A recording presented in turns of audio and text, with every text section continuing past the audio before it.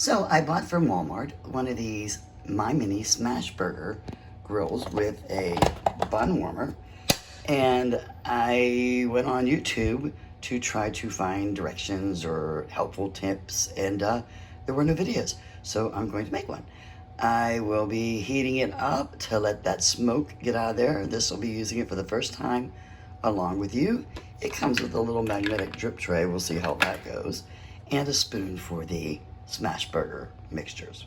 All right, so I heated up. The indicator light, which is in the back, is off. And this, I've prepared some ground beef. I seasoned it up. This is the tool that they tell you to do. So let's try. Open it up. They didn't say anything about using, so you put your thing here, okay, your meat here. They're gonna be tiny burgers. My hands are clean. And I don't mind touching meat like some people would have a problem with touching meat. I just have a problem touching chicken. All right, so I'm put on there, and then it says, oh, you can hear it says, press it down, I guess. Spread it out. Let me spread out this little thing here. It's sizzling. It's breaking, but that's okay. It's a smash burger. Let me go ahead and add some salt. A little salt never hurts. A little taste. A little pepper to taste.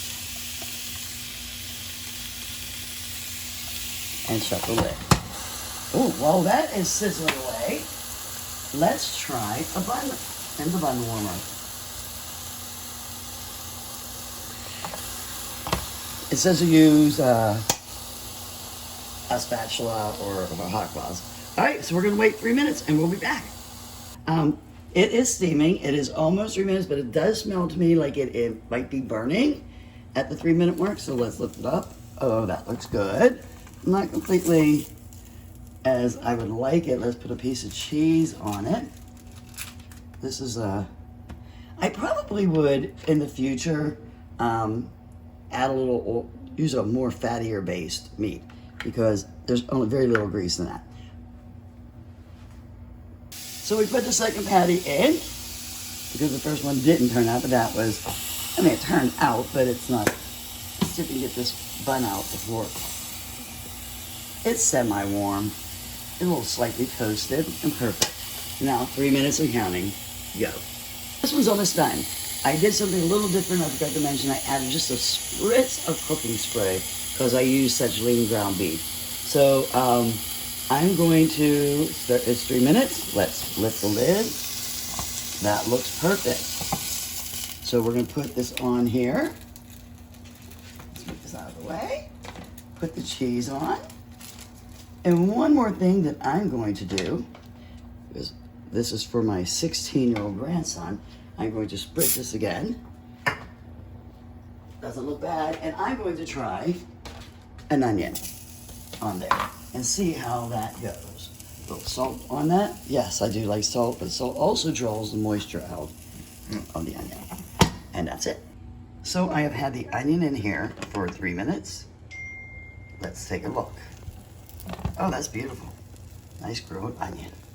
So it's easy enough. Now let's go to the teen expert on burgers and see what he thinks of the burger. So in conclusion, he says the texture is good. That's the grandson saying it. And it tastes like a normal burger. Downside, you can only make one at a time. But it's only 3 minutes, which isn't bad. And then you don't have too much of a cleanup. I mean, it's actually your stove, other than the granules of seasoning, don't get as messy as when you make them on the stovetop. Buy a little baby spatula, that's a tip. This, pack it in with meat and use this, I've learned on the second burger, to pat it down. The bun warmer works great. I'm gonna suppose that it is the cleanup like the Foreman grill. And I will actually tell you a little hint I would not use as lean a ground meat. I made 3 burgers and there's barely any grease in the pan. So I like a juicy burger, and I think that might be my downfall. And that concludes my video. Thanks for watching.